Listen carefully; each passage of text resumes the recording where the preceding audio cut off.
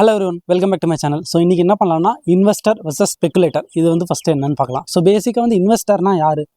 ஒரு கம்பெனியை அனலைஸ் பண்ணி அந்த கம்பெனியில் நானும் வந்து ஒரு பார்ட் ஆஃப் த கம்பெனியாக இருக்க போகிறேன், என்னோட ஷேர் ஹோல்டிங் வந்து அந்த கம்பெனியில் இருக்க போகுது, லாங் டேர்மில் வந்து அந்த கம்பெனி என்ன பண்ணாலும் நான் வந்து அந்த கம்பெனிக்கு உழைக்கிற மாதிரின்னு நினைக்கிறவங்க தான் வந்து இன்வெஸ்டர். ஸ்பெக்குலேட்டர்னால் என்ன? கம்பெனி என்னவாக இருக்கோ எனக்கு வந்து அதெல்லாம் பிரச்சனை கிடையாது. இப்போ ஒரு காசு நான் போடுறேன், கொஞ்ச நாளில் எனக்கு அதை விட டபுள் ஆகணும், இல்லை நான் எக்ஸ்பெக்ட் பண்ணுற ஒரு 10% 20% அப்சைட் கிடைக்கணும், அவ்வளோதான் வந்து எதிர்பார்ப்பாங்க. அவங்க தான் வந்து ஸ்பெக்குலேட்டர்னு சொல்லுவாங்க. ஸோ இந்த ஸ்பெக்குலேட்டரோட வேலையே என்ன? Buy low sell high. அது வந்து எப்படி இருக்க போகுதுங்கிறது எனக்கு பிரச்சனை இல்லை, எந்த கம்பெனியாக இருந்தாலும் எனக்கு பிரச்சனை இல்லை. ஸோ அதுதான் வந்து பண்ண போகிறாங்க. இதுதான் வந்து பார்த்திங்கன்னா இன்வெஸ்டருக்கும் ஸ்பெக்குலேட்டருக்கும். ஸோ இதை தவிர்த்து வேறு என்னென்ன டிஃப்ரென்ஸ்லாம் இருக்குது அதெல்லாம் நம்ம பார்க்கலாம்.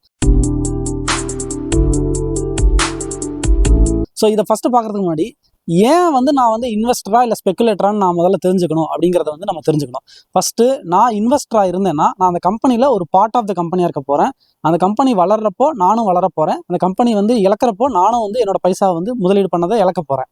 ஸோ அந்த கம்பெனி நல்லா பண்ணுச்சுன்னா நானும் பண்ண போகிறேன். ஸோ அப்போ என்ன பண்ணுவேன், அந்த கம்பெனிக்கு என்னென்ன நடக்குதோ எல்லாத்தையும் நான் வந்து அனலைஸ் பண்ணுவேன், அந்த கம்பெனியோட ஒன்றி நானும் இருப்பேன். இதுவே ஸ்பெக்குலேட்டராக இருக்கிறப்போ அந்த கம்பெனியை பற்றி எனக்கு வந்து எந்த அறிமுகமும், பட் கொஞ்சோண்டு டீடைல்ஸாவது தெரியணும் கம்பெனியை பற்றி, பட் அந்த கம்பெனிக்கும் எனக்கும் எந்த டச்சுமே இருக்காது. எனக்கு அந்த கம்பெனியில் பைசா பண்ண முடியுமா, அது மட்டும் தான் வந்து ஸ்பெக்குலேட்டர் ஆகிறப்போ நம்ம பார்ப்போம். ஸோ இதை தவிர்த்து வேறு என்னென்ன இருக்குங்கிறத நம்ம ஒன் பை ஒன்னாக பார்க்கலாம். ஸோ இன்வெஸ்டருங்கிறவங்க என்ன பண்ணுவாங்க, லாங் டேர்முக்கு முதலீடு பண்ணுவாங்க. நான் வந்து 5 வருஷம் 10 வருஷம் 15 வருஷம் 20 வருஷம்னு சொல்லிட்டு லாங் டேர்மில் இந்த கம்பெனி வந்து இந்த பிஸ்னஸ் வந்து எப்படி ஆப்ரேட் ஆகும் அதை வந்து பார்த்து தான் வந்து முதலீடு பண்ணுவாங்க. ஸ்பெக்குலேட்டருங்கிறவங்க அப்படிலாம் பண்ண மாட்டாங்க. எனக்கு வந்து ஒரு நாள்லையோ ஒரு மாதத்துக்குள்ளேயோ வந்து எனக்கு வந்து இந்த கம்பெனிலேருந்து எனக்கு அப்சைட் கிடைக்குதா அப்படிங்கிறதான் பார்ப்பாங்க. அப்சைட்னா என்ன? 5% 10% வந்து நான் போட்ட காசுல எனக்கு வருமானம் வருதாங்கிறத மட்டும்தான் பார்ப்பாங்க. அதனால தான் என்ன பண்ணுவாங்க, இன்வெஸ்டருங்கிறவங்க எப்போவுமே வந்து டெலிவரிங்கிறத எடுப்பாங்க. ஸோ டெலிவரினா ஃபஸ்ட்டு என்ன, நான் வந்து ஒரு கம்பெனி முடிச்சிருக்கு, எனக்கு அந்த கம்பெனியில் வந்து நான் முதலீடு பண்ண போகிறேன், பைசா கொடுத்தேன், அப்போ அந்த ஷேருங்கிறது T+1 ட்ரேடிங் டே. இப்போ நான் போடுற அன்னையிலேருந்து ஒரு நாள் இல்லை 2வது நாள் வந்து என்னோட அக்கௌண்ட்டுக்கு அந்த பர்டிகுலர் ஷேர் வந்து எனக்கு வந்துடும். அதுதான் வந்து டெலிவரின்னு சொல்லுவாங்க. இதுவே வந்து பார்த்திங்கன்னா ஸ்பெக்குலேட்டருங்கிறவங்க என்ன பண்ணுவாங்க, டெலிவரி எடுக்க மாட்டாங்க. அவங்க வந்து இன்ட்ராடேங்கிறது பண்ணுவாங்க, இல்லை ஃபியூச்சர் அண்ட் ஆப்ஷன்ஸ் பண்ணுவாங்க, அப்படி இல்லைன்னா வந்து ஷார்ட் செல்லிங் பண்ணுவாங்க. ஸோ இன்ட்ராடேங்கிறது என்ன, ஒரு நாளுக்குள்ளேயே வந்து எனக்கு முதலீடு நான் போடுறது அப்பாகணும் அப்படிங்கிறத மட்டும்தான் வந்து கான்சன்ட்ரேட் பண்ணுவாங்க. ஃபியூச்சர்ஸ் அண்ட் ஆப்ஷன்ஸ்னால் என்ன, எனக்கு ஃபியூச்சரோ இல்லை ஆப்ஷனோ வந்து நான் வந்து எய்தர் வாங்கலாம் இல்லை விற்கலாம். அதை வந்து உங்களுக்கு வந்து புட்டு கால்னு சொல்லுவாங்க. அதெல்லாம் நமக்கு இப்போதைக்கு தேவையில்லை. அவங்க என்ன பண்ணுவாங்கன்னா பெட் பண்ணுற மாதிரி தான். இப்போ இந்த கம்பெனி வந்து அது அதிகமாகும் அப்படின்னு சொல்லிட்டு பெட் பண்ணுவாங்க, இந்த கம்பெனி கம்மியாகும் ப்ரைஸ் அப்படின்னு சொல்லிட்டு பெட் பண்ணுவாங்க. ஸோ இப்போ இது எல்லாமே வந்து ஸ்பெக்குலேஷன் தான். ஸோ நார்மலாக நீங்கள் இன்வெஸ்ட் பண்ணிங்கனாலும் வந்து இந்த கம்பெனி அதிகமாக போகுதுன்னு நினச்சி நம்பி தான் போகிறீங்க, அதுவும் ஒரு சர்டைன் கைண்ட் ஆஃப் ஸ்பெக்குலேஷன் தான். பட் இதில் வந்து பார்த்தீங்கன்னா ரிஸ்க்குங்கிறது ரொம்ப ஹெவியாக இருக்குது. இப்போ நீங்கள் ரிஸ்க் எடுக்கிறதுல தான் வந்து ஏன்னாவது உங்களுக்கு நீங்கள் இன்வெஸ்டர் டைப்பா இல்லை ஸ்பெக்குலேட்டர் டைப்பாங்கிறது தெரியுது. அப்போது நீங்கள் however the higher risk you go towards speculation. So அதை வந்து நம்ம தெளிவாக புரிஞ்சுக்கணும். சாதாரணமாக வந்து உங்கள் பேங்க்லேயே வந்து உங்களுக்கு நீங்கள் சேவிங்ஸ் அக்கௌண்ட் வச்சிங்கன்னா 3% 4% உங்களுக்கு கொடுப்பாங்க. அப்போது நீங்கள் ஒரு ஃபிக்ஸட் டெபாசிட் போட்டிங்கன்னா உங்களுக்கு வந்து 6லேருந்து 7%, நீங்கள் ஸ்மால் ஃபைனான்ஸ் பேங்காக போனீங்கன்னா 8லேருந்து 9% கொடுப்பாங்க. அப்போது நீங்கள் ஸ்டாக் மார்க்கெட்டில் போகிறீங்கன்னா எவ்வளோ எதிர்பார்க்கலாம், 10லேருந்து 12% எதிர்பார்க்கலாம். அதுக்கு மேலே வந்துச்சுன்னா ரொம்ப சந்தோஷம்.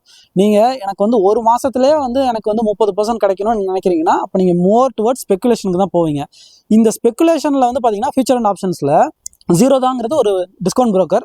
அந்த ஓனர் அவர் என்ன சொல்கிறாருன்னா, செபியும் வந்து இதை சொல்லியிருக்காங்க, 100ல் 90 பேருக்கு மேலே போட்ட காசை வந்து முதலீடு பண்ணதை இழந்துடுறாங்க இந்த ஸ்பெக்குலேஷனில் ஃபியூச்சர்ஸ் அண்ட் ஆப்ஷன்ஸில் அப்படின்னு சொல்கிறாங்க. அப்போ என்ன, 100 பேரில் 90 பேர் பைசா விளக்குறாங்க. மிச்சம் இருக்கிற அந்த 10 பேரில் ஒரு 7 பேர் 8 பேர் தான் வந்து பார்த்திங்கன்னா ஃபிக்ஸட் டெபாசிட்டில் கிடைக்கிற வருமானத்தை வந்து அவங்க பண்ணுற இந்த ஸ்பெக்குலேஷன் ஃபியூச்சர்ஸ் அண்ட் ஆப்ஷன்ஸோ ஷார்ட் செல்லிங்கோ இதுலேருந்து சம்பாதிக்கிறாங்கன்னு சொல்கிறாங்க. ஒரே ஒரு சதவீதம் தான் வந்து என்ன பண்ணுறாங்கன்னா மார்க்கெட்டோட ரிட்டர்ன்ஸ் வந்து 12%னா அதை விட அதிகமாக சம்பாதிக்கிறாங்கன்னு சொல்கிறாங்க. அப்போ வந்து த ஆட் அகைன்ஸ்ட் யூங்கிறது வந்து பார்த்திங்கன்னா ரொம்ப அதிகம். நீங்கள் இவ்வளோ ரிஸ்க்கை வந்து போட்டு இவ்வளோ உங்களோட ஃபண்ட்ஸை வந்து நீங்கள் போட்டு நீங்கள் அவ்வளோ சம்பாதிக்க முடியும்னு நீங்கள் நினைக்கிறீங்களா? 100ல் 90 பேர் இழக்கிறாங்கிற மொத்தமாகவே இழந்துடுறாங்கன்னு சொல்கிறாங்க. 10 பேர் தான் வந்து உங்களுக்கு ஃபிக்ஸட் டெபாசிட்டியே மீட் பண்ணுறாங்கிறப்போ நம்ம ஸ்பெக்குலேஷன் சைடு வந்து என்னோட ஒப்பீனியன் வந்து போகாதீங்கிறது தான். உங்கள் ஒப்பீனியன் வந்து டிஃபராக இருக்கலாம், அது நீங்கள் தாராளமாக பண்ணுங்கள், உங்களை யாரும் வந்து வேணாம் தடுக்க போகிறதில்ல. ஸோ இதுதான் வந்து பார்த்தீங்கன்னா இன்வெஸ்டர் வெர்சஸ் ஸ்பெக்குலேட்டருங்கிறதுக்கு. ஸோ இப்போ வந்து நான் இந்த இன்வெஸ்டர் மைண்ட் செட்டை வந்து நான் எப்படி கிரியேட் பண்ணுறது, இது எல்லாமே வந்து மைண்ட் செட் தான். நம்ம என்ன யோசிக்கிறோங்கிறத பொறுத்து தான் நம்மளோட டைப் ஆஃப் இன்வெஸ்ட்மெண்ட்டும் இருக்க போகுது. ஸோ இப்போ நான் இன்வெஸ்ட்மெண்ட் மைண்ட் செட்டுங்கிறத நான் எப்படி வந்து கொண்டு வரலாம் அப்படின்னா, ஃபஸ்ட்டு உங்களுக்கு நாளைக்கு இல்லை ஒரு 3 வருஷத்துக்குள்ளே தேவைப்படுங்கிற பைசாவை நீங்கள் வந்து முதலீடே பண்ணக்கூடாது. அதை வந்து ஃபிக்ஸட் இன்ஸ்ட்ருமெண்ட்டில் வச்சுக்கணும். அந்த ஃபிக்ஸட் இன்ஸ்ட்ருமெண்ட்டுங்கிறது ஃபிக்ஸட் டெபாசிட்டாக இருக்கலாம், இல்லை உங்கள் சேவிங்ஸ் அக்கௌண்ட்லேயே வச்சுக்கலாம். பட் சேவிங்ஸ் அக்கௌண்ட்டில் வச்சிங்கன்னா அதோட மதிப்பு வந்து ரொம்ப இழந்துரும். அதனால அட்லீஸ்ட் ஃபிக்ஸட் டெபாசிட், அப்படி இல்லைனா வந்து மியூச்சுவல் ஃபண்ட்ஸில் வந்து இண்டெக்ஸ் இல்லைனா வந்து லோ குவாலிட்டி வந்து ஃபண்ட்ஸ் இருக்குது, அதில் நீங்கள் வந்து போடலாம். இதுலேயே வந்து நீங்கள் இருந்துக்கலாம், அதை தவிர்த்து நீங்கள் போக வேண்டாம். இதுக்கு மேலே நீங்கள் சம்பாதிக்கணும்னு நினைக்கிறப்போ நீங்கள் இன்வெஸ்டர் மைண்ட் செட்டுக்கு வேணும்னா நீங்கள் என்ன பண்ணலாம், நீங்கள் வாங்குற கம்பெனியை வந்து நீங்கள் வந்து உங்கள் சொந்த காசை போட்டு அந்த கம்பெனியை ஸ்டார்ட் பண்ணிங்கன்னா நீங்கள் என்ன டைப் ஆஃப் கம்பெனிஸில் முதலீடு பண்ணுவீங்க அப்படிங்கிறத நீங்கள் ஃபஸ்ட்டு யோசிக்கணும். அதை யோசிச்சுட்டு அந்த கம்பெனிஸ் என்னென்ன இருக்குன்னு சொல்லிட்டு நீங்கள் வந்து ஃபஸ்ட்டு பார்க்கணும். இந்த மேனேஜ்மெண்ட்டு நம்பகமான மேனேஜ்மெண்ட்டாங்கிறத வந்து நம்ம பார்க்கணும். இந்த கம்பெனியில் நான் வந்து இன்னும் ஒரு 20 வருஷத்துக்கு இந்த கம்பெனி வந்து பைசா போட்டோம்னா அது வளருமாங்கிறத வந்து நம்ம பார்க்கணும்.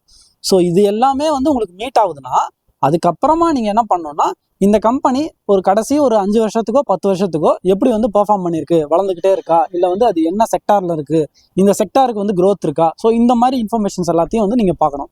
ஸோ இதை பார்த்துட்டு உங்களுக்கு இந்த கம்பெனி பிடிச்சிருக்கு, இந்த மேனேஜ்மெண்ட் வந்து உங்களுக்கு பிடிச்சிருக்கு, இவங்க வந்து ஒழுங்காக பெர்ஃபார்ம் பண்ணுவாங்க, இவங்களுக்கு வந்து நஷ்டம் பண்ணாலும் பேலன்ஸ் பண்ணுறதுக்கு அவங்களுக்கு வந்து குரூப் கம்பெனிஸ் இருக்குது, இந்த மாதிரி உங்களுக்கு வந்து எல்லா கேட்டகரிஸும் வந்து மீட் ஆகுதுன்னா நீங்கள் இந்த கம்பெனியில் முதலீடு பண்ணுவீங்க. ஒரு 10 வருஷமோ 15 வருஷங்கிறது உங்களுக்கு வந்து முடிவு பண்ணிட்டீங்கன்னா அதுக்கப்புறமா ஒரு ஷேர் 2 ஷேர்னு சொல்லிட்டு மாதமாக வந்து சிப் மாதிரி எஸ்ஐபி மாதிரி, எஸ்ஐபினா என்னது, சிஸ்டமேட்டிக் இன்வெஸ்ட்மெண்ட் பிளான். இந்த கம்பெனி உங்களுக்கு பிடிச்சிருக்குங்கிறப்போ மொத்தமாக வந்து எல்லா காசையும் போடாதீங்க, ஒரு ஷேராக வந்து ஒரு மாதத்துக்கோ இல்லை வந்து ஒரு வாரத்துக்கோ உங்களுக்கு எவ்வளோ முடியுமோ அதை பொறுத்து கொஞ்சம் கொஞ்சமாக வந்து அக்குமுலேட் பண்ணுங்கள். நீங்கள் ஒரு 20 இயர்ஸ் ஹரைசானுக்கு தான் வந்து நீங்கள் முதலீடு பண்ணுறீங்கன்னு முடிவு பண்ணிட்டீங்கன்னா நீங்கள் இன்னைக்கு வந்து 100 ஷேர் உங்களால் வாங்க முடிஞ்சால் தாராளமாக வாங்கலாம். அப்படி இல்லைன்னா ஒரு ஷேர்னு நீங்கள் வாங்கிட்டே இருந்தீங்கனாலே 10 வருஷத்தில் உங்களுக்கு வந்து ஆட்டோமேட்டிக்காக வந்து ஒரு 100 ஷேராவது நீங்கள் வாங்கிடுவீங்க. நம்பகமான கம்பெனி, நல்ல கம்பெனி நீங்கள் முடிவு பண்ணி வாங்கியிருக்கீங்க பட்சத்தில் அது வளர்கிறப்போ நீங்களும் சேர்ந்து வளர்ந்துகிட்டே இருப்பீங்க. அது நீங்கள் சரியாக செலக்ட் பண்ணலைன்னா அது லூஸ் பண்ணுறப்போ நீங்களும் லூஸ் பண்ணுவீங்க. அதையும் வந்து புரிஞ்சுக்கணும். வாரன் பஃபெட்டே சொல்கிறாரு, 10 கம்பெனி சூஸ் பண்ணால் 6 கம்பெனி தான் நல்லா பெர்ஃபார்ம் பண்ணும், மிச்சம் 4 கம்பெனி வந்து மார்க்கெட் சூழ்நிலையோ இல்லை அந்த கம்பெனி பர்ஃபார்மன்ஸோ வந்து சுமாராகிறதுக்கும் வாய்ப்பு இருக்குது. வாரன் பஃபெட் வந்து எவ்வளோ பெரிய ஆள், அவருக்கே அப்படின்னா நம்மள மாதிரி இருக்கிறவங்களும் தப்பு பண்ணுறதுக்கு வந்து அதிகமான வாய்ப்பு இருக்குது. பட் இருந்தாலும் உங்களோட கன்விக்ஷன் வந்து இருக்குங்கிற பட்சத்தில் நீங்கள் தாராளமாக வந்து ஸ்டார்ட் பண்ணலாம். ஸோ இதுதான் வந்து எனக்கு இந்த வீடியோவில் சொல்லணும்னு தோணுச்சு. உங்களுக்கு பிடிச்சிருக்கும்னு நான் நம்புகிறேன். ஸோ இந்த வீடியோ பிடிச்சிருக்கு, புதுசாக ஏதாவது கற்றுக்கிட்டீங்கன்னு உங்களுக்கு தோணுச்சுன்னா லைக் பண்ணுங்கள். யாருக்கு இந்த வீடியோ யூஸ் ஆகணும்னு உங்களுக்கு தோணுதோ அவங்களுக்கு வந்து இந்த வீடியோ ஷேர் பண்ணுங்கள். நான் அந்த மாதிரி பேசுகிறேன், உங்களுக்கு பிடிச்சிருக்கு, இந்த மாதிரி வீடியோஸ் கண்டினியூஸாக நீங்கள் பார்க்கணும்னு நினச்சிங்கன்னா சப்ஸ்கிரைப் பண்ணிவிட்டு பெல் ஐக்கானில் வந்து ஆளுங்கிறத எனேபிள் பண்ணிக்கோங்க.